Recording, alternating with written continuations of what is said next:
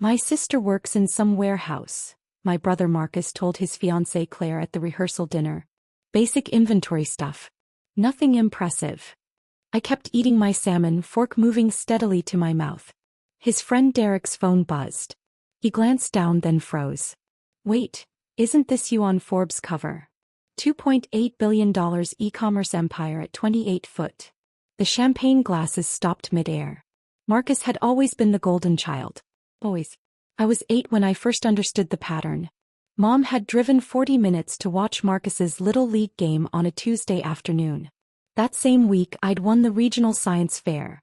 My solar panel project beat 60 other entries. Mom said she'd come to the award ceremony. He didn't. Marcus had practice, she explained later, not looking up from her phone. You understand, sweetie. His coach said scouts might be there. No scouts came. But Mom was there, cheering in the front row. When I was 12, Dad invested $15,000 in Marcus's business idea, buying baseball cards to resell online. Marcus was 16 and spent most of the money on a gaming computer. The business never materialized. That same year I asked Dad for $200 to attend a coding camp. Real programming instruction, not just online tutorials I'd been teaching myself. That's a lot of money for a hobby, Dad said, scrolling through his tablet. Besides, girls don't usually stick with that technical stuff. Wait until you're older and see if you're still interested. I saved my babysitting money for 3 months, attended the camp, built my first functional app at 13. By 17 I was different. Quiet. Calculating. I'd learned something valuable. My family would never see me. So I'd build something they couldn't ignore. Marcus went to state on a full ride. Dad's connections, not his grades. He studied business administration, joined the best fraternity, networked constantly. Every Sunday dinner became a Marcus highlight reel. Marcus made Dean's List. Marcus got an internship at Patterson and Associates.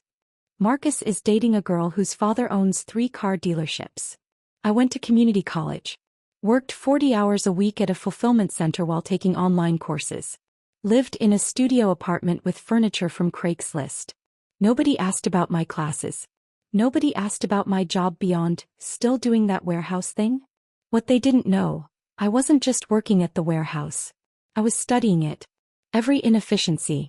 Every bottleneck. Every moment where packages sat idle or systems crashed or workers wasted time on redundant processes. At 19 I built an inventory optimization algorithm in my spare time. Showed it to my supervisor, who showed it to his boss, who showed it to the regional director. They offered me $50,000 for it. I said no. I wanted equity in a new division using my system. They laughed. Said I was getting ahead of myself. I quit. Took my algorithm to 3 other logistics companies. 2 said no. 1 said yes. Atlas Logistics gave me $200,000 seed funding and 35% equity in a new tech division. We'd optimize their warehouses first, then license the software. I was 20. At 23, my software was running in 47 warehouses across 8 states. Atlas operational costs dropped 31%. Their profit margins jumped 18%. I negotiated up to 51% equity. I was no longer an employee. I was a partner. At 24, I left Atlas and launched my own company, Meridian Supply Chain Solutions. I'd seen the bigger picture. Every mid-size e-commerce company struggled with the same problems. Inventory sat too long. Shipping took too many days. Returns created chaos. I built software that solved everything. Integrated systems that talked to each other. AI that predicted demand patterns. Automation that cut fulfillment time by 67%.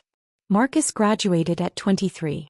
Dad got him a job at a marketing firm through a college buddy. Salary, $62,000.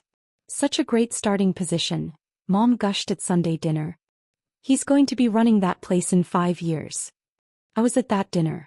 Had flown in from a meeting with investors in Seattle. Nobody asked about my trip. At 26, Meridian had 83 clients. Our revenue hit $94 million.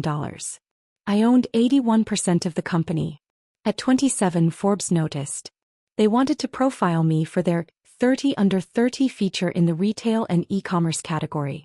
I said yes, but asked them to hold publication until January. I had reasons.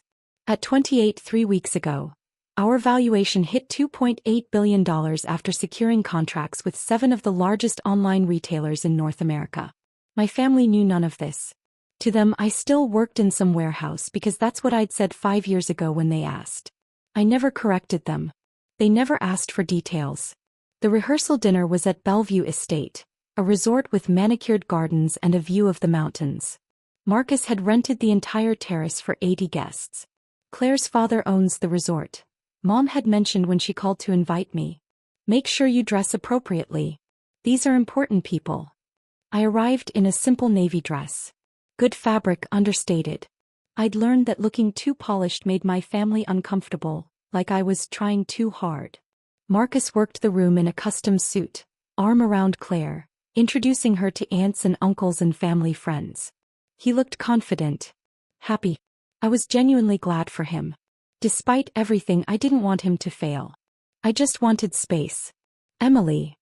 Aunt Patricia cornered me by the appetizer table. I heard you're still in logistics.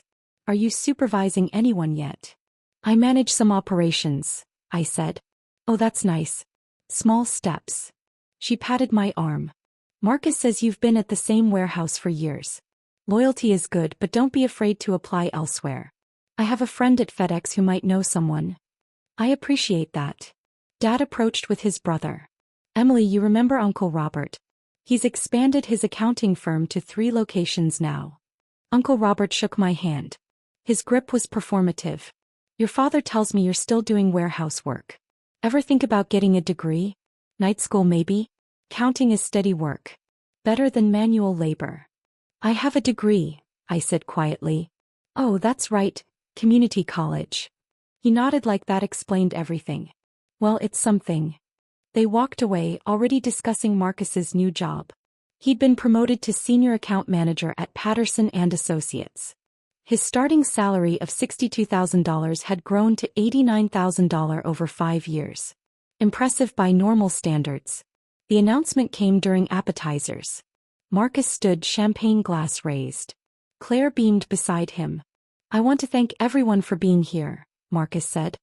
His voice carried easily. He'd always been good at commanding a room. Claire and I are so grateful. And I have some news to share. The terrace went quiet. Patterson and Associates just made me director of client relations. It's a huge promotion. I'll be overseeing the entire Western Division. He paused for effect. Base salary, $140,000. The crowd erupted. Applause. Cheers. Mom actually teared up. That's my boy. Dad shouted. Marcus grinned. I couldn't have done it without family support. Dad, your advice about networking was everything. Mom, you always believed in me. He looked around the terrace, his gaze passing over me without stopping. To family. To success. To building something meaningful. More applause. I clapped quietly, genuinely happy he'd achieved something he wanted. Then Claire's friend, a woman named Veronica with statement jewelry, leaned toward Marcus. What about your sister? What does she do? Marcus didn't miss a beat. Emily? She works in some warehouse. Has for years. Oh. Veronica's smile became sympathetic. That's steady work. Basic inventory stuff, Marcus continued. He wasn't being cruel exactly. Just stating facts as he understood them. She's always been more comfortable with simple, straightforward work. Not everyone needs to be ambitious. A few people nodded knowingly. Claire's father, Richard Sutherland, owner of Bellevue Estate, joined the conversation. Well, honest work is still honest work. We employ plenty of warehouse staff ourselves. Exactly, Marcus said, warming to his theme. He'd had 3 glasses of champagne. Emily's happy where she is. Not everyone wants the pressure of big decisions and high-stakes negotiations. Some people just want to clock in, clock out, go home. Nothing wrong with that. Mom jumped in. She's very reliable. Never misses work. It was meant as a compliment. It landed like an epitaph. I kept eating. The salmon was actually quite good. What they didn't see.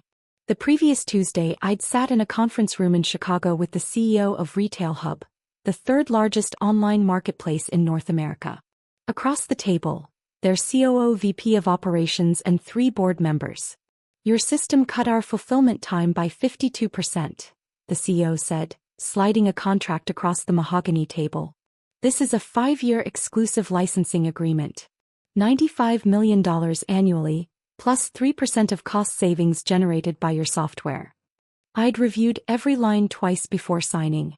That contract alone pushed Meridian's annual revenue past $340 million. Wednesday morning, I'd appeared via video call at a Senate subcommittee hearing on supply chain modernization.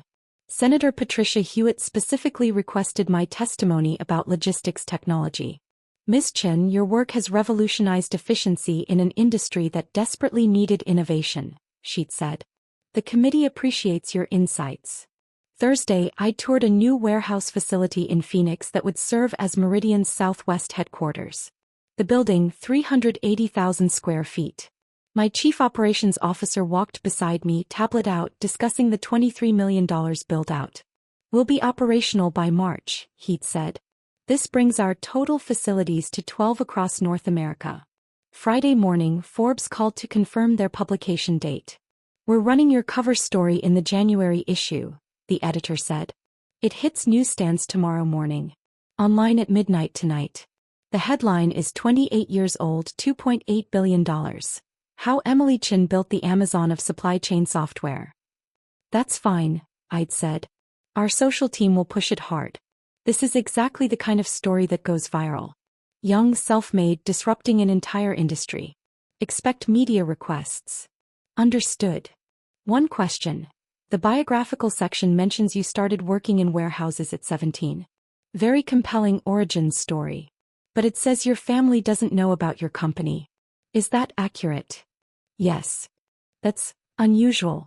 Any particular reason? They never asked. The editor had paused. Well, they're going to find out tomorrow. Friday afternoon, yesterday, I'd received the advance copy via email. The cover photo showed me in the Meridian office, standing in front of floor-to-ceiling windows overlooking the Chicago skyline. I wore a gray suit. My expression was calm, confident. The headline was larger than I'd expected. Inside, 8 pages. Photos of our warehouses. Graphs showing our growth. Quotes from clients. A sidebar about my algorithm that revolutionized logistics efficiency. Another sidebar with my net worth.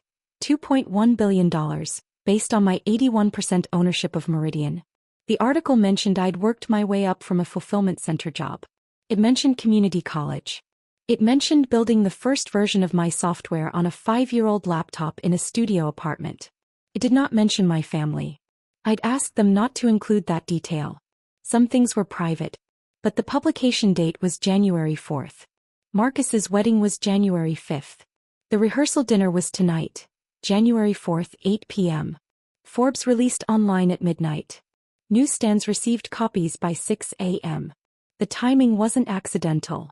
Derek's phone had buzzed at 8:47 p.m.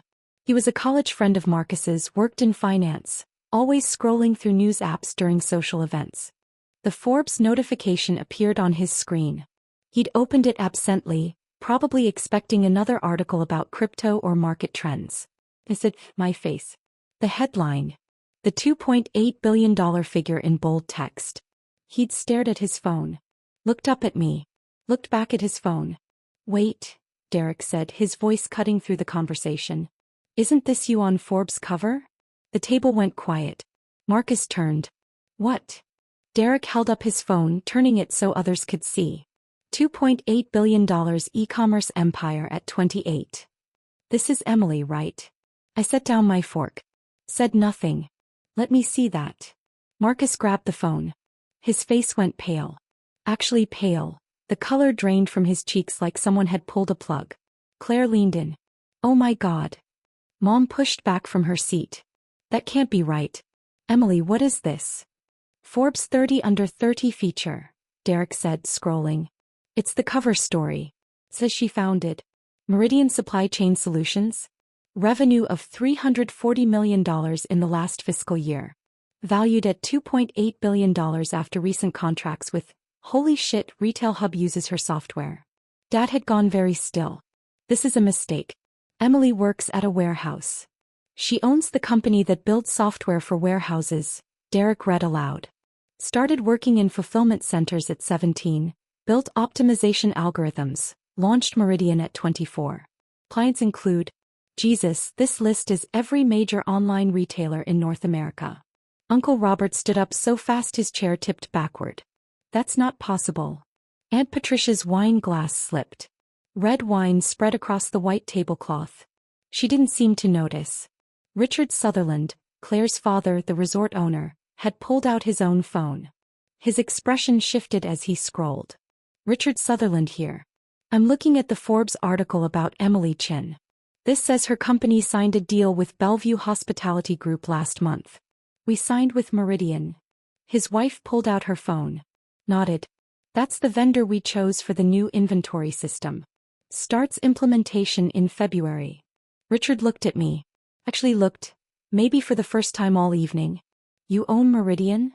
Yes, I said quietly. We're paying you $8 million over 3 years to overhaul our supply chain across all 7 resort properties. That's the contract. The terrace had gone completely silent. 80 people frozen. Marcus's voice cracked. This is insane. You work at a warehouse. You drive a Honda Civic. You live in, where do you even live? I have a condo in Chicago, I said. And a place in Seattle. How? Mom's voice was small. Confused. How did we not know? You never asked. Dad's face had gone red. You let us think you were. We thought you. Why didn't you tell us? You never seemed interested. Claire's phone buzzed. Then Veronica's. Then 5 others. Derek was still reading. There's a whole section about her starting from nothing. Working 40-hour weeks while taking online courses. Building the first version of her software on a laptop that kept overheating. Living on ramen and peanut butter. Jesus Christ, Emily. You did this completely alone. I had good mentors. The article mentions you turned down a $50,000 buyout when you were 19. Held out for equity instead. That's... He scrolled further. Your chief operating officer is Marcus Rivera, former VP at Amazon. Your chief technology officer is Dr. Sarah Chin. No relation, she left Google to work with you. Your advisory board has 3 Fortune 500 CEOs. Marcus dropped Derek's phone on the table. His hands were shaking. Sir. A man in a suit approached our table. He had the bearing of someone important. Expensive watch, confident posture. I'm James Patterson. I own Patterson and Associates. Marcus looked up. Mr. Patterson. I didn't know you were here.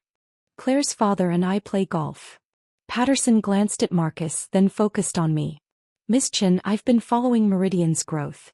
Remarkable work. I wanted to introduce myself and mention that Patterson and Associates would be very interested in handling your corporate marketing when you're ready to expand public awareness of the brand. I'll have my team reach out, I said. Patterson handed me a card. To me. Not to Marcus, his employee. Looking forward to it. He walked away. Marcus stared at the space where his boss had been standing. His mouth opened. Closed. Nothing came out. Mom started crying. I don't understand. When did this happen? How did we miss this? Veronica's voice cut through. The article says she's worth $2.1 billion personally. That's not a typo. Based on ownership stake, yes, Derek confirmed. Claire's mother gasped. Actually gasped. A sharp intake of breath that made people turn. $2.1 billion, Uncle Robert repeated. He'd gone gray. Emily. Warehouse Emily. Inventory Emily, someone else murmured. Simple work Emily, another voice added, bitter. Marcus finally found his voice. He just sat there. While I talked about my $140,000 salary. I'm happy for your promotion, I said. And I meant it. I called you comfortable with simple work. His voice broke. In front of 80 people. You didn't know. Because you didn't tell us. Mom's tears had turned angry. You let us think you were barely getting by. We worried about you. No, I said quietly. You didn't worry. You forgot. There's a difference. The silence that followed was suffocating. The immediate consequences started within minutes. Claire's phone rang. She answered, spoke briefly, then hung up looking stricken. That was my father's business manager. He wants to schedule a meeting about the Meridian contract. He said, he needs to discuss terms with the owner directly. Richard nodded slowly. Our implementation starts in 6 weeks. This changes the dynamic significantly. Marcus's phone buzzed. A text from Patterson. We should talk Monday morning. My office. His face went white. Derek was still scrolling through his phone. Emily, there are like 40 news sites picking this up already. Business Insider. TechCrunch. Bloomberg just posted something. This is going completely viral. Aunt Patricia found her voice. When you said you managed operations, you meant. I'm Sue. I manage all operations. And when I offered to help you get a job at FedEx. FedEx is one of our clients. We built their East Coast distribution optimization system. She put her face in her hands. Uncle Robert's phone rang. He answered, listened, then went pale. That was my partner. He just saw the Forbes article. He's asking if you're the niece I've been telling him works in a warehouse. Probably, I said. He ended the call without responding to whatever his partner had said next. The escalating consequences arrived over the next 24 hours. Saturday morning, the wedding day, started with my phone ringing at 6 a.m. My assistant Julia. Emily, I'm sorry to call so early. Your phone has been ringing continuously at the office. 63 media requests since midnight. CNN wants an interview. Good Morning America. The Wall Street Journal. Bloomberg TV. And Senator Hewitt's office called. She wants to know if you'd be willing to testify again about supply chain legislation. Tell them I'll consider interviews after next week. There's something else. Your family members have been calling the office. Your mother called 4 times. Your brother twice. Someone named Patricia called claiming to be your aunt and saying it was urgent. I'll handle it. I didn't handle it. Not immediately. Instead, I got dressed for Marcus's wedding. A simple dress, elegant but understated. I'd already decided to attend. This was his day, not mine. When I arrived at Bellevue Estate at 10 a.m., the atmosphere had shifted. Staff members who'd ignored me yesterday now straightened when I passed. The valet took my keys with a "Good morning, Ms. Chen." The event coordinator who'd barely acknowledged me at the rehearsal dinner appeared in the lobby. "Ms. Chen, Mr. Sutherland wanted me to extend his personal welcome. If you need anything at all, please let me know immediately." "I'm fine. Thank you." The ceremony was beautiful. Claire looked radiant. Marcus looked nauseous. When his eyes met mine across the aisle, he looked away quickly. At the reception, the seating dynamics were different. People who'd barely spoken to me yesterday now wanted conversations. "Emily, I don't think we were properly introduced yesterday. I'm Catherine, Claire's aunt. I have a small boutique business, and I'd love to pick your brain about e-commerce logistics." "Emily, hello. Robert here, we spoke yesterday. I didn't realize the scope of your work. My firm handles accounting for several mid-sized businesses, and I'm wondering if we might discuss." "Emily, darling, it's Patricia. I feel terrible about yesterday. I had no idea about your achievements. We should have lunch soon." I smiled, nodded, said very little. Dad approached during cocktail hour. His face was drawn. "Emily, can we talk?" "Of course." He led me to a quiet corner of the terrace. The same spot where Marcus had made his announcement 12 hours earlier. "I need to apologize," Dad said. His voice was rough. "I dismissed you. For years. I invested in your brother's failed business ideas but wouldn't give you $200 for a coding camp. It's okay. It's not okay." He looked older suddenly. Tired. "You built something extraordinary. Completely on your own. And I didn't even notice. You were focused on Marcus. That's not an excuse." He paused. "Patterson called me this morning. Marcus's boss. He wanted to know why I'd never mentioned my daughter ran a multi-billion-dollar company. He said it would have been relevant networking information." I said nothing. "Marcus is terrified he's going to lose his job," Dad continued. "He thinks Patterson will see him as the guy who didn't even know his own sister's success story. Like he's unobservant. Not detail-oriented. That's not fair to Marcus." "Maybe not. But Patterson also asked why we weren't investors in your company. He assumed family would have gotten in early. When I said we didn't know about it." Dad trailed off. "I think he's questioning Marcus's judgment. Like, how could you miss this?" The final consequences crystallized over the next week. Marcus called on Tuesday. "Emily, It's Marcus. Hi. Patterson demoted me. Said the Director of Client Relations position requires better awareness of industry dynamics and key players. He said not knowing my own sister ran the company that's reshaping the logistics industry showed problematic blind spots. I'm sorry. I'm back to senior account manager. Same job I had 6 months ago. Same salary, $89,000. His voice was hollow. He told me I need to rebuild credibility. I didn't know what to say. Claire's family is different now too, Marcus continued.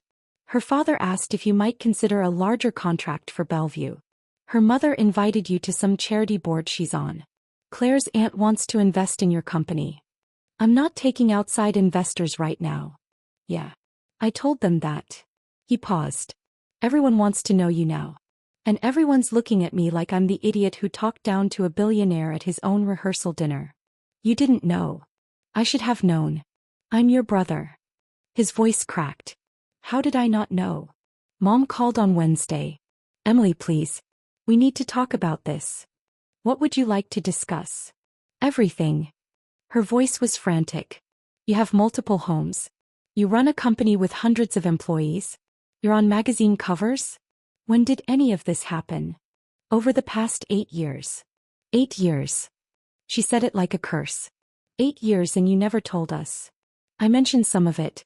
You weren't listening. That's not fair. I told you I started a company when I was 24.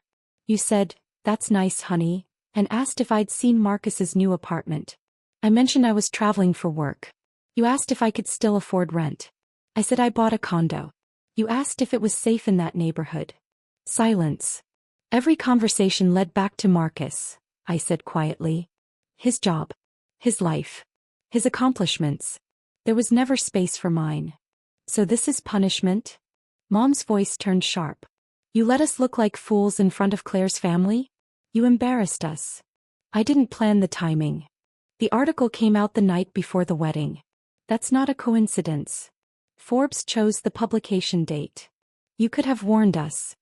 Would you have believed me if I'd told you yesterday morning that I was on the cover of Forbes? The silence answered that question. Uncle Robert called on Thursday. His tone was different. Emily, I owe you an apology. What I said about community college and manual labor, that was ignorant and condescending. Thank you. I'm also calling because my firm is looking to expand our technology infrastructure. I know you're focused on supply chain, but I wondered if you might know consultants who... I can send you some names. That would be, thank you.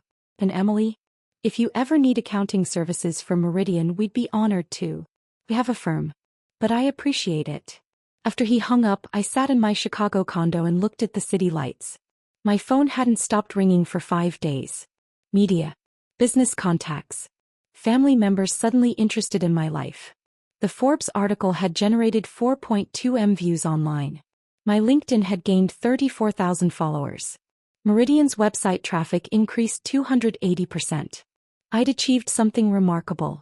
But the look on Marcus's face at the wedding reception, devastated, humiliated, lost, that stayed with me. I called Marcus on Saturday, 1 week after his wedding. We should talk, I said. In person. We met at a coffee shop in neutral territory, not near our parents' house, not near his office. He looked exhausted. Thinner than he'd been a week ago. I'm not here to gloat, I said before he could speak. I want to be clear about that. Okay. I also want to explain some things. Marcus nodded slowly. You weren't cruel to me at the rehearsal dinner, I said. Not intentionally.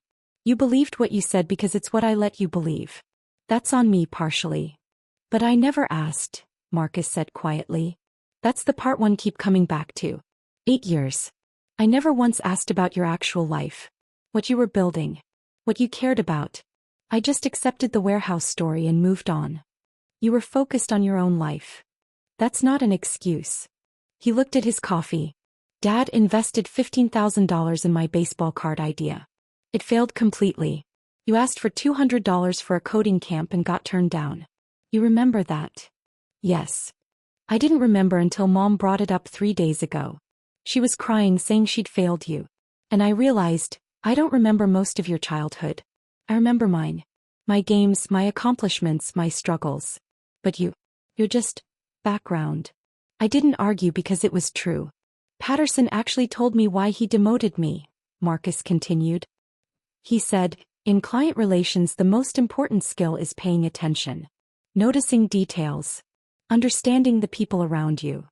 He said if I couldn't notice my own sister building a multi-billion-dollar company, how could he trust me to notice subtle shifts in client needs? That's harsh. It's accurate. Marcus finally met my eyes. I want to fix this.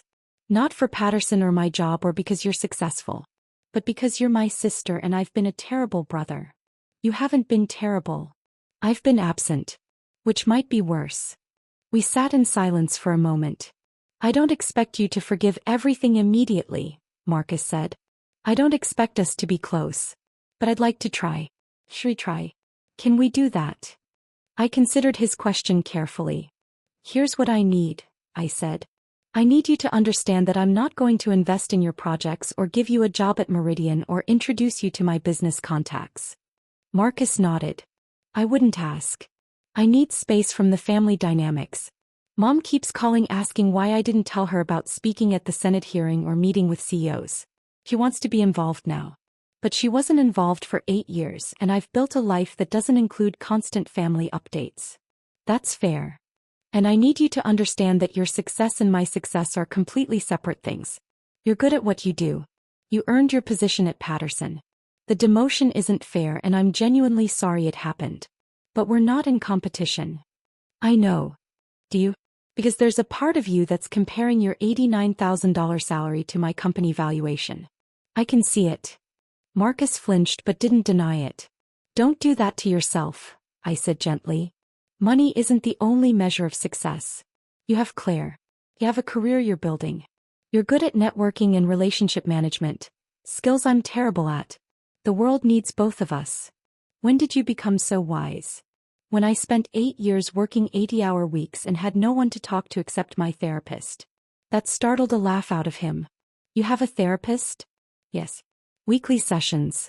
It's how I stayed sane while building something this intense. Marcus shook his head. I don't know you at all. No, I agreed. But maybe we can fix that. We talked for 2 more hours. Really talked. He asked about the early days of Meridian. I asked about his actual goals at Patterson. He told me about pressure from Dad to be impressive. I told him about loneliness despite financial success. It wasn't a complete fix. Years of distance couldn't disappear in one conversation. But it was a start. 2 weeks later, I sat in my Chicago office on the 43rd floor. Floor-to-ceiling windows showed the city stretching toward the lake. My phone buzzed. A text from Mom. Your father and I would like to take you to dinner. When are you free? I considered the message. They wanted reconciliation. They wanted to feel less guilty. They wanted access to the daughter they'd ignored. I typed back, I'm free next month. But I need you to understand, dinner doesn't mean everything is forgiven. It means we're starting a conversation. A long one. Mom's response came quickly. We understand. Well, wait. Another text arrived. This one from Marcus. Patterson reinstated my director position. Said I've shown better awareness and humility in the past 2 weeks. I told him the credit goes to my sister teaching me to actually pay attention. I smiled. A third text. From Dr. Sarah Chin, my CTO. Board meeting in 10 minutes. We're voting on the European expansion. This is the big one.